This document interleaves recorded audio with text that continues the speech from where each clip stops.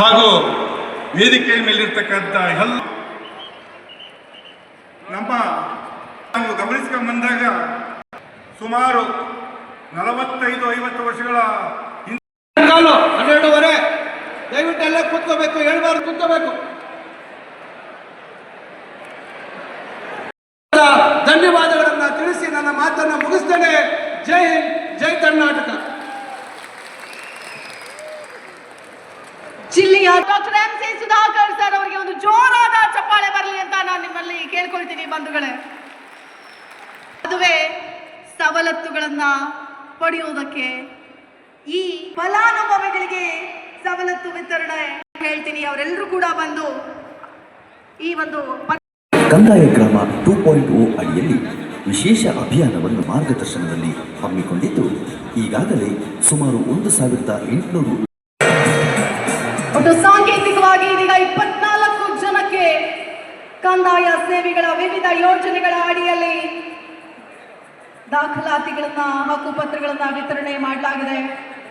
ಅಭಿನಂದನೆಗಳು.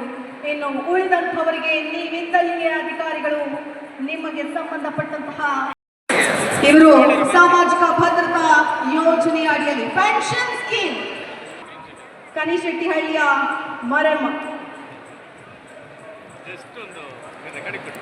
ಮಂಚೇನಹಳ್ಳಿ, ಗುಡಿಬಂಡೆ, ಬಾಗೇಪಲ್ಲಿ, ಚೇಳೂರು, ಶಿಡ್ಲಘಟ್ಟ, ಚಿಂತಾಮಣಿ, ನಾರಾಯಣಮ್ಮ ಕೋ ನರಸಿಂಹಪ್ಪ, ಜಯಮ್ಮ ಕೋ ಸೋಮ್ಲಾ ನಾಯ್ಕ್ ಇವರು ಕಂದಾಯ ಗ್ರಾಮದ ಯೋಜನೆಯ ಅಡಿಯಲ್ಲಿ ಈ ಒಂದು ಹಕ್ಕುಪತ್ರವನ್ನ ಪಡೆದುಕೊಳ್ತಾ ಇದ್ದಾರೆ. ಹಾಗೆಯೇ ಮುಂದಿನ ಭಾಗದಲ್ಲಿ ದುರಸ್ತಿ ಯೋಜನೆಯ ಅಡಿಯಲ್ಲಿ ದಾಖಲೆಯನ್ನ ಪಡೆದುಕೊಳ್ಳೋದಕ್ಕೆ ಬರಬೇಕು ಅಂತ ಕೇಳ ಚೀಮಂಗಲದ ಅಮರೇಂದ್ರ ಚನ್ನಪ್ಪ, ಕುರುಪಲ್ಲಿಯ ಅಕ್ಕಯ್ಯಮ್ಮ ಕು ಶ್ರೀನಿವಾಸಪ್ಪ. ಮುಂದಿನ ಭಾಗದಲ್ಲಿ ದುರಸ್ತಿಯ ಅಡಿಯಲ್ಲಿ ಯೋಜನೆಯ ಅಡಿಯಲ್ಲಿ ಸಾಂಕೇತಿಕವಾಗಿ 24 ಜನರಿಗೆ ಈ ಹಕ್ಕುಪತ್ರಗಳ ವಿತರಣೆ ಮಾಡಲಾಗ್ತಾ ಇದೆ.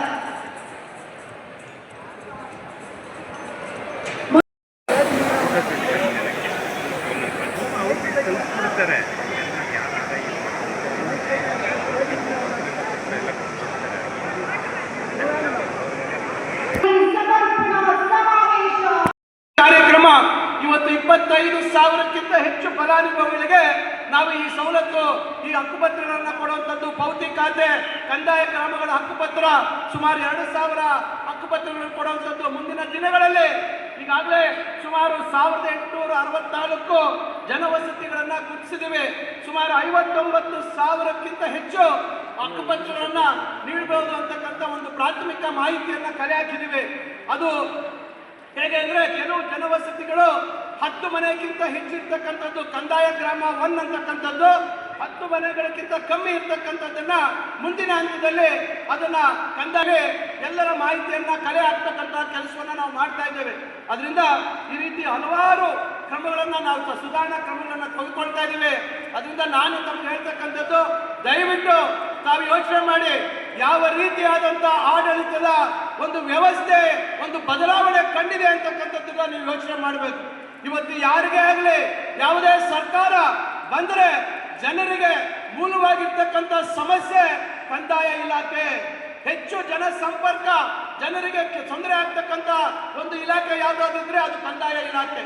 ಇವತ್ತು ಆ ಕಂದಾಯ ಇಲಾಖೆಯಲ್ಲಿ ಇಷ್ಟು ದೊಡ್ಡ ಮಟ್ಟದ ಸುಧಾರಣಾ ಕ್ರಮಗಳನ್ನ ಇವತ್ತು ಕೃಷ್ಣ ಬೈರೇಗೌಡರು ಕೈಗೊಂಡಿರ್ತಾರೆ ಅಂತಕ್ಕಂಥದ್ದು ನೀವು ನಿಮ್ಮ ಜೀವನ ಪರ್ಯಂತ ನೀವು ಯಾರು ಮರಿಬಾರ್ದು ಅಂತಕ್ಕಂಥ ಮನವಿಯನ್ನು ನಾನು ಈ ಸಂದರ್ಭದಲ್ಲಿ ಮಾಡಲಿಕ್ಕೆ ಬಯಸ್ತೇನೆ. ಅದರಿಂದ ಇವತ್ತು ಅಲದು ಅಲ್ಲಿರ್ತಕ್ಕಂಥ ಬೇರೆ ಬೇರೆ ಮಧ್ಯವರ್ತಿಗಳು ಮತ್ತೊಬ್ಬರು ಇವರೆಲ್ಲರ ಹಿಂದೆ ಸುತ್ತು ಇವತ್ತು ಬಹಳಷ್ಟು ಜನ ಬಡವರು ತಮ್ಮ ಮನೆ ಮಟ್ಟಗಳನ್ನು ಮಾರ್ಕೊಳ್ತಕ್ಕಂಥ ಪರಿಸ್ಥಿತಿ ಇತ್ತು. ಇವತ್ತು ನೇರವಾಗಿ ನಿಮ್ಮ ಮನೆ ಬಾಗಿಲಿಗೆ ಯಾವುದೇ ಇವತ್ತು ನಿಮಗೆ ದಾಖಲೆಗಳನ್ನು ಕೊಡುವಂತ ವ್ಯವಸ್ಥೆ ಏನಾದರೂ ಆಗಿದ್ರೆ ಅದು ಮಾನ್ಯ ಕೃಷ್ಣ ಬೈರೇಗೌಡರು ಮತ್ತು ಅವರ ಇಲಾಖೆಯ ಎಲ್ಲರ ಅಧಿಕಾರಿಗಳ ಒಂದು ಶ್ರಮ ಮತ್ತು ಅವರ ಕಾರ್ಯಕ್ಷಮತೆ ಅಂತಕ್ಕಂಥ ಮಾತನ್ನು ನಾನು ಈ ಸಂದರ್ಭದಲ್ಲಿ ಹೇಳಲಿಕ್ಕೆ ಬಯಸ್ತೇನೆ. ಅದರಿಂದ ಇವತ್ತು ಇಂಥ ಒಂದು ಕಾರ್ಯಗಳನ್ನು ಮಾಡ್ತಕ್ಕಂಥದ್ದಕ್ಕೆ ನಮ್ಮ ಜಿಲ್ಲೆಯಲ್ಲಿ ದೊಡ್ಡ ಮಟ್ಟದಲ್ಲಿ ಅಭಿಯಾನವನ್ನು ನಾವು ಪ್ರಾರಂಭ ಮಾಡಿದ್ವಿ. ಆದರೆ ಅದಕ್ಕೆ ವೇಗವನ್ನು ಕೊಟ್ಟು ಸುಮಾರು 1.5 ತಿಂಗಳಿಂದ ನಮ್ಮ ನೂತನವಾಗಿ ಬಂದಿರತಕ್ಕಂಥ DC ಅವರು ಜನವರಿ 1ನೇ ತಾರೀಕು ಅವರು ಅಧಿಕಾರ ವಹಿಸಿಕೊಂಡ್ರು. ಅವತ್ತಿನಿಂದ ಇವತ್ತಿನವರೆಗೂ ಹಲವಾರು ಕಂದಾಯ ಇಲಾಖೆಯ ನಾನಾ ಸೇವೆಗಳನ್ನು ಜನಗಳಿಗೆ ಸಮರ್ಪಣೆ ಮಾಡುವಂಥ ಕಾರ್ಯಕ್ರಮ ಅಂದರೆ ಸಾಮಾನ್ಯವಾಗಿ ವಿತರಣೆ ಅಂತ ಹೇಳ್ತೇವೆ, ವಿತರಣೆ ಸವಲತ್ತುಗಳ ವಿತರಣೆ ಅಂತ ಹೇಳ್ತೇವೆ. ಅದಕ್ಕೆ ನಾವು ಸೇವೆಗಳ ಸಮರ್ಪಣೆ ಅಂತ ಈ ಕಾರ್ಯಕ್ರಮವನ್ನು ಹಮ್ಮಿಕೊಂಡಿದ್ದೇವೆ. ನಮ್ಮ ಸರ್ಕಾರ ಬಂದು ಈಗ 1,000 ದಿನ ಆಗಿದೆ. 1,000 ದಿನ ಆಯಿತು ನಮ್ಮ ಸರ್ಕಾರ ಬಂದು. ಈ 1000 ದಿನದಲ್ಲಿ ಏನೆಲ್ಲ ಕೆಲಸ ಮಾಡಿದ್ದೇವೆ ಅದನ್ನು ಜನಗಳಿಗೆ ಸಮರ್ಪಣೆ ಮಾಡುವಂಥ ಕಾರ್ಯಕ್ರಮ ಇದು. ಯಾಕೆ? ನಮ್ಮನ್ನು ಇಲ್ಲಿ ಕೂರಿಸಿದವರು ನೀವು, ಹೌದಾ ಇಲ್ವೋ? ನಮ್ಮನ್ನು ಶಾಸಕರನ್ನಾಗಿ ಮಾಡೋದು ನೀವು, ಮಂತ್ರಿಗಳಾಗಿ ಸರ್ಕಾರ ತರೋದು ತೆಗೆಯೋದು ನೀವು, ಮಂತ್ರಿ ಮಾಡೋದು ಕೂಡ ಪರೋಕ್ಷವಾಗಿ ಪಕ್ಷ ನಮ್ಮನ್ನು ನೇಮಕ ಮಾಡಿದ್ರು. ನೀವು ಸರ್ಕಾರ ತಂದ್ರೇನೆ ನಾವು ಮಂತ್ರಿ ಆಗಕ್ಕೆ ಸಾಧ್ಯ ಆಗೋದು. ನಮ್ಮನ್ನ ಈ ಸ್ಥಾನದಲ್ಲಿ ಕೂರಿಸಿರೋಂಥವ್ರು ಅಲ್ಲಿಗೆ ಯಾರು ಅಂದ್ರೆ ನೀವುಗಳು ನಮ್ಮನ್ನ ಇಲ್ಲಿ ಕೂರಿಸಿರ್ತಕ್ಕಂಥವ್ರು. ಯಾತಕ್ಕಾಗಿ ಕೂರಿಸಿದ್ದೀರಾ ನಮ್ಮನ್ನ ಇಲ್ಲಿ? ನಾವು ಮಂತ್ರಿಗಳಾಗಿ ದರ್ಬಾರ್ ಮಾಡೋದಕ್ಕೆ ಕೂರಿಸಿದ್ದೀರಾ? ಸರ್ಕಾರ ಅಂತೇಳಿ ವಿಧಾನಸೌಧ 3ನೇ ಮಹಡಿಯಲ್ಲಿ ಕೂತ್ಕೊಂಡು ನಮಗೆ ನಮ್ಮ ಕೆಲಸಗಳನ್ನ ಮಾಡ್ಕೊಳ್ಳೋಕ್ಕೆ ನಮ್ಮನ್ನ ಕೂರಿಸಿದ್ದೀರಾ ನೀವು? ಯಾತಕ್ಕಾಗಿ ಕೂರಿಸಿದ್ದೀರಾ ನಮ್ಮನ್ನಲ್ಲಿ? ಜನಗಳ ಜೀವನದ ಬದುಕಿನ ಸಮಸ್ಯೆಗಳಿಗೆ ಪರಿಹಾರ ಮಾಡಿ ಜನಗಳ ಜೀವನ ಸುಧಾರಣೆ ಮಾಡಿ ಅಂತ. ಹೌದಾ? ಅದಕ್ಕಾಗಿ ನಾವು ವಿಧಾನಸೌಧದಲ್ಲಿ ಕೂತಿದ್ದೇವೆ. ಏತಕ್ಕಾಗಿ? ಏನೋ ನಮಗೆ ನೀವು ಕೊಟ್ಟಿರೋ ಅಧಿಕಾರ, ನೀವು ಕೊಟ್ಟಿರುವ ವರ, ಅದನ್ನು ಉಪಯೋಗಿಸ್ಕೊಂಡು ಏನೋ ಒಂದಷ್ಟು ನಮ್ಮ ಕೈಲಾದಷ್ಟು ಜನಗಳ ಬದುಕಿಗೆ ಅನುಕೂಲ ಮಾಡಿಕೊಡ್ಬೇಕು ಅನ್ನೋದಕ್ಕೋಸ್ಕರ ನಾವಿಲ್ಲಿ ಬಂದು ಇರುವಂತ. ಆ ರೀತಿಯಲ್ಲಿ ನಾವು 1,000 ದಿನಗಳನ್ನ ನಮ್ಮ ಸರ್ಕಾರ ಕಳೆದಿದೆ. ನಾವು ನಿಮಗೆ ಲೆಕ್ಕ ಕೊಡಬೇಕು. 1000 ದಿನದಲ್ಲಿ ನಾವು ಏನ್ ಮಾಡಿದ್ದೇವೆ ಅಂತ ನಿಮಗೆ ಲೆಕ್ಕ ಕೊಡಬೇಕು. ಆ 1000 ದಿನದಲ್ಲಿ ಮಾಡಿರುವ ಕೆಲಸ ಇಂತಹ ವೇದಿಕೆ ಮುಖಾಂತರ ಸಾರ್ವಜನಿಕವಾಗಿ ಪಾರದರ್ಶಕವಾಗಿ ನಾವು ಜನಗಳಿಗೆ ಏನು ಕೆಲಸ ಮಾಡಿದ್ದೇವೆ ಆ ಕೆಲಸವನ್ನ ಜನಗಳಿಗೆ ಸಮರ್ಪಣೆ ಮಾಡಬೇಕು. ಆ ಸಮರ್ಪಣೆ ಕಾರ್ಯಕ್ರಮನೇ ಇವತ್ತು ಮಾಡ್ತಾ ಇರುವಂತಹ ಸಮರ್ಪಣಾ ಸಮಾವೇಶ. ನಮ್ಮ ಇಲಾಖೆಯಲ್ಲಿ ನಾವು ಏನೇನು ಕೆಲಸ ಮಾಡಿದ್ದೇವೆ ಅಂತ.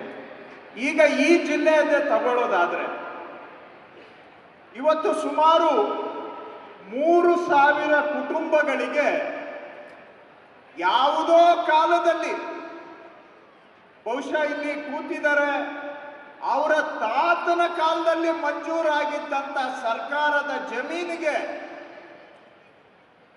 50 ವರ್ಷ ಆದರೂ ಇವಕ್ಕೆ ಪಕ್ಕಾ ದಾಖಲೆಗಳು ಅವರಿಗೆ ಆಗಿಲ್ಲ. ಆಗಿದವ ಎಲ್ಲರಿಗೂ? ಯಾರಿಗೆ ಸರ್ಕಾರದಿಂದ ಜಮೀನು ಮಂಜೂರಾಗಿತ್ತು ಅವರೆಲ್ಲರಿಗೂ ಪಕ್ಕಾ ದಾಖಲೆಗಳು ಆಗಿದವ? ಎಲ್ಲ ಪಿ ನಂಬರ್ಗಳಲ್ಲೇ ಇದಾವೆ, ಹೌದಾ?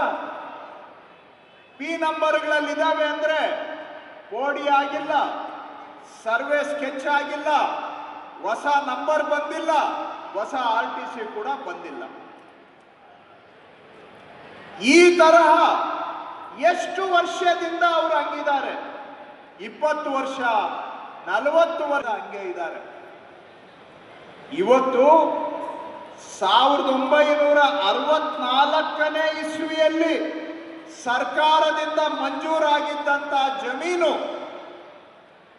ಅಂದ್ರೆ ಸುಮಾರು 60 ವರ್ಷ ಹಿಂದೆ, 60 ವರ್ಷ ಹಿಂದೆ ಮಂಜೂರಾಗಿದ್ದಂತ ಜಮೀನಿಗೆ ಇವತ್ತು ಕೋಡಿ ದುರಸ್ತು ಮಾಡಿ ಅವರಿಗೆ ಪೂರ್ಣ ದಾಖಲೆಯನ್ನ ಈ ಕಾರ್ಯಕ್ರಮದಲ್ಲಿ ಇವತ್ತು ಕೊಡ್ತಾ ಇದ್ದೇವೆ. ಮಂಜೂರಾಗಿ 60 ವರ್ಷ ಆಗಿದೆ, ಇಲ್ಲಿವರೆಗೂ ಅವರಿಗೆ ದಾಖಲೆ ಆಗಿರಲಿಲ್ಲ. ಅಂಥವರಿಗೆ ಇವತ್ತು ಮನೆ ಬಾಗಿಲಿಗೆ ಹೋಗಿ, ಅವ್ರು ಯಾರು ಅರ್ಜಿ ಕೊಟ್ಟಿದ್ದಿಲ್ಲ, ನೀವು ಯಾರಾದ್ರೂ ಅರ್ಜಿ ಹಾಕಿದ್ರೇನಮ್ಮ ಈ ಈ ಹಕ್ಕುಪತ್ರಕ್ಕೆ ಅರ್ಜಿ ಹಾಕಿದ್ರ ಯಾರನ? ಅರ್ಜಿನೇ ಕೇಳಲಿಲ್ಲ, ನಾವು ಅಪ್ಲಿಕೇಶನ್ ಹಾಕಿ ಅಂತ ಹೇಳಲಿಲ್ಲ. ಅವರು ಬಂದು ನಮ್ಮನ್ನ ಕೇಳಲೂ ಇಲ್ಲ. ಕಂದಾಯ ಇಲಾಖೆಯ ಅಧಿಕಾರಿಗಳು ಅವರ ಮನೆ ಬಾಗಿಲಿಗೆ ಹೋಗಿ ಇವತ್ತು ಈ ದಾಖಲೆಗಳನ್ನು ಅವರಿಗೆ ಮಾಡಿಕೊಟ್ಟು ಬದುಕಿನಲ್ಲಿ ನೆಮ್ಮದಿಯಿಂದ ಜೀವನ ಮಾಡೋದಕ್ಕೆ ಅವರ ಕುಟುಂಬಕ್ಕೆ ಅವಕಾಶವನ್ನು ಇವತ್ತು ಕಾರ್ಯಕ್ರಮ